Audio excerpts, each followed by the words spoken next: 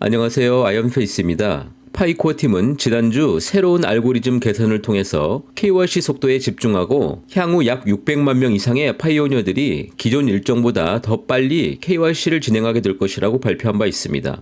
그리고 다시 오늘 파이코어 팀은 공식적으로 두 번째 해커톤을 발표하였습니다. 이렇게 KYC 인증 속도를 높이면서 코인 생태계에 참여하게 될 많은 파이오니어들이 사용하게 될 새로운 수준의 파이 앱 생태계를 지속적으로 확장하겠다는 뜻으로 해석해 볼 수가 있습니다. 오늘은 코어팀이 발표한 내년 1월 시작 예정인 파이 2차 공식 해커톤의 방향과 함께 이것이 왜 오픈 메인넷을 더 빨리 앞당기고자 하는 코어팀의 의지로 해석이 될 수 있는지에 대해서 저의 의견을 말씀드리고자 합니다. 두 번째, 이번 주 미국에서 발표된 2명의 상원 의원의 암호화폐 돈 세탁 방지를 위한 일종의 규제법의 내용을 알아보고 향후 오픈 메인넷을 준비하게 될 파이 네트워크에게는 어떤 영향을 줄 수 있는지에 대해서도 저의 의견을 말씀드리면서 마무리하고자 합니다.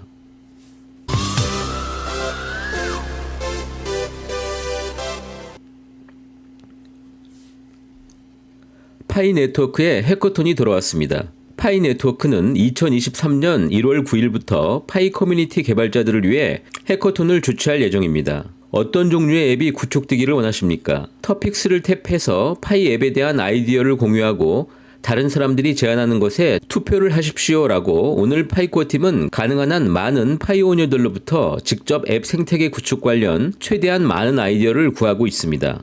현재 파이 앱 안에 브레인스토밍에 저장이 된 지난 2021년 8월 1차 해커톤과 얼마 전 2022년 대학 해커톤 스폰서 참가를 통해서 확보된 개발자 그룹들과 이제 새롭게 신규 개발자 그룹을 확보하고 지원하며 새로운 형태의 파이 앱을 확보하고자 하는 전략이라고 말할 수가 있겠습니다.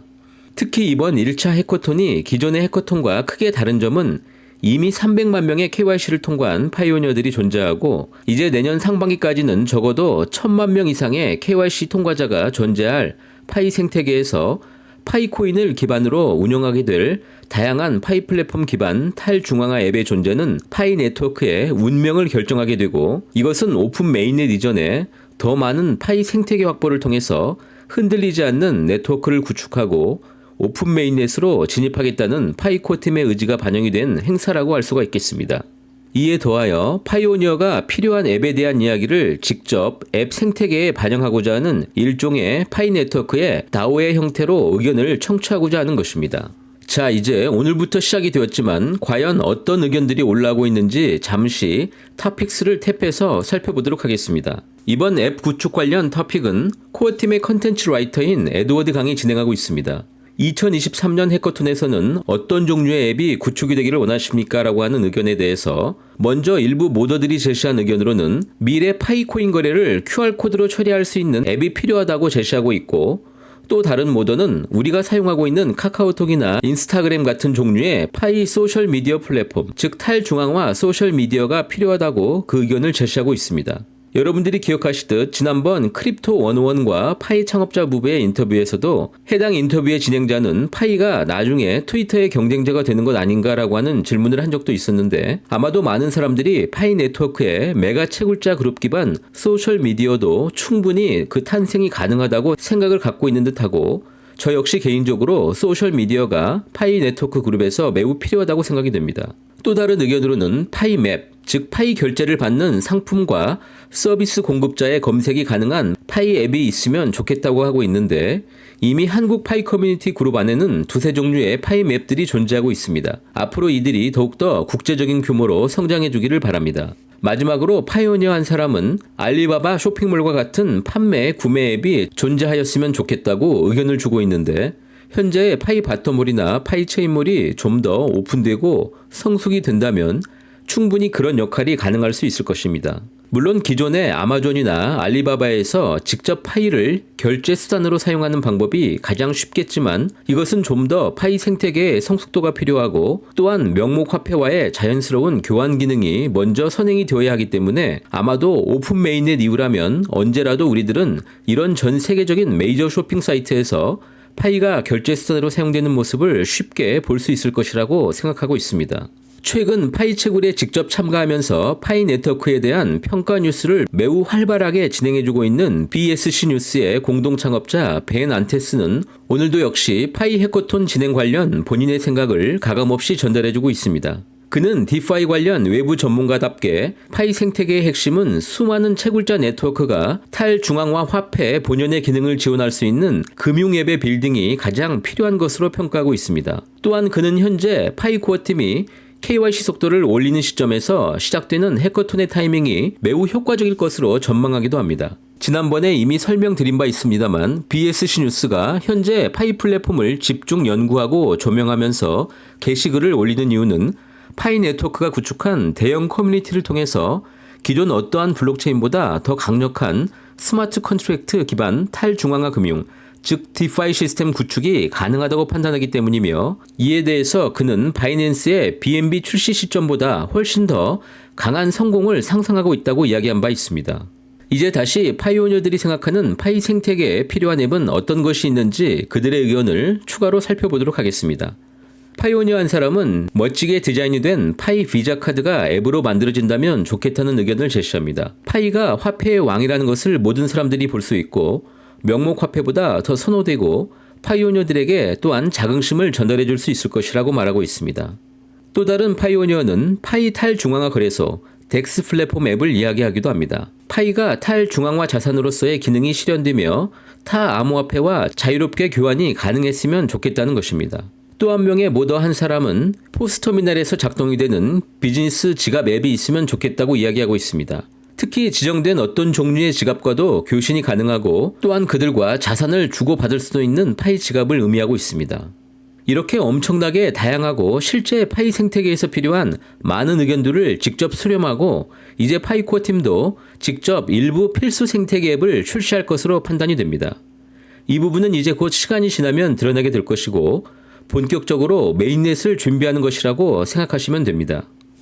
한편 FTX 거래소의 붕괴와 그 이면에 처음부터 계획된 사기의 정황들이 속속들이 드러나고 있는 가운데 창업자 샘 뱅크먼 프리드는 이미 바마의 구치소에 수용이 되었고 향후 미국으로 송환만을 기다리면서 이제 본격적인 법정 싸움으로 진입하는 등 암호화폐 산업 자체에 대한 신뢰가 크게 무너지면서 최근 바이낸스 거래소 또한 공격을 받고 있는 등 암호화폐 교우를 넘어서서 이미 본질적인 생존의 문제를 거론하는 수준까지 현재 암호화폐 시장은 매우 혼탁한 상황입니다. 이런 상황에서 대표적인 암호화폐 반대론자인 미국의 유명 상원 의원 2명이 공동으로 이번 주 새로운 암호화폐 규제 법안을 발표한 바 있습니다. 바로 워런 의원과 마셜 의원이 공동 발의한 2022 디지털 자산 돈 세탁 방지법이 그것입니다. 소위 워런 마샬 암호화폐 돈 세탁 강화 법안이라고 말하는 이것은 암호화폐 산업에서 KYC를 강화하고 거래 혼합을 금지시키며 해외 거래 관련 보고를 의무화하는 것으로 정리해 볼 수가 있습니다. 이들의 법안은 디지털 자산에 대한 자금 세탁 방지 규정을 강화하기 위한 법안을 함께 마련하고 지갑 제공자나 채굴업자 그리고 노드 검증자 및 네트워크 참가자들에게도 고객 확인, 즉 KYC 의무를 확대한다는 것입니다. 결국 이들은 돈에 번호표를 붙이겠다는 것입니다. 이 법안에는 또한 금융기관들이 토네이드 믹스 같은 트랜잭션 믹서를 사용해서 그 거래 소스를 모호하게 만드는 행위를 금지시키고 있습니다. 그리고 1만 달러 이상의 해외 디지털 자산 거래에 대한 정보 제출을 의무화하기도 합니다. 그동안 미국에서는 볼 수 없었던 다양한 규제책을 제시하고 있습니다. 특히 미국 암호화폐 ATM 회사가 고객 신원을 반드시 확인해야 하고 소유한 기계의 위치와 수를 또한 정기적으로 당국에 제공해야 합니다. 이것은 매우 이례적인 KYC 강화법이라고 말할 수가 있고 이제 기존 KYC 진행이 없이 발행되거나 채굴 이후에도 적정한 과정을 거치지 않는 지갑 소유자와 암호화폐의 경우에는 이제 매우 엄격한 제재를 받게 될 확률이 높기 때문에 오히려 파이 네트워크의 가치는 점점 더 크게 부각이 될 확률이 매우 높다고 생각이 됩니다. 잠시 참고로 암호화폐 거래 시 사용되는 트랜잭션 믹서란 트랜잭션 믹서를 사용해서 더러운 비트코인을 세탁하고자 하는 수요가 존재하기 때문이며 여기서 더러운 비트코인이란 불법 활동에 관한 강력한 링크를 포함하는 암호화폐를 말합니다. 주로 해킹을 통해서 불법 취득된 비트코인은 이미 여러 가지 방법으로 분산이 되어서 세탁되고 그들의 은신처에 숨은 상황이라고 할 수가 있습니다.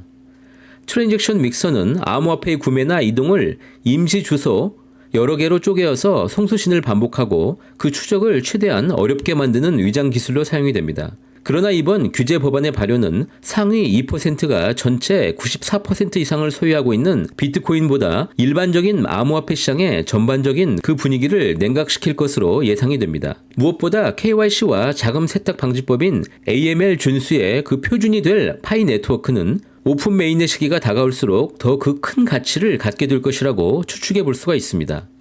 이제 파이 네트워크는 단순히 3,500만 명의 메가 네트워크 그룹뿐만 아니라 KYC와 AML 규정을 메인넷 이전에 원천적으로 준수한 정부와 금융기관들이 탈중앙화 화폐로서 인정할 만한 수준의 자격을 갖췄기 때문입니다. 파이코 팀은 이번 KYC 알고리즘 개선을 통해 매스 KYC 관련하여서 다음과 같이 힌트를 주고 있습니다. 올해 연말쯤 파이코 팀이 새로운 로드맵 발표를 할 수 있는지에 대한 여부는 매우 중요하고 파이오니어들은 파이코 팀의 다음 계획을 최대한 빨리 알고 싶어 합니다. 그리고 만약 답을 알고 있다면 설명을 부탁합니다 라고 하는 파이오니어 질문이 있었습니다. 이에 대해서 파이코 팀은 로드맵이나 향후 일정은 확실히 우리들의 마음속에 있습니다. 우리는 컨텐츠 제작과 커뮤니케이션을 더욱더 강화하기 위한 많은 노력을 진행하고 있습니다.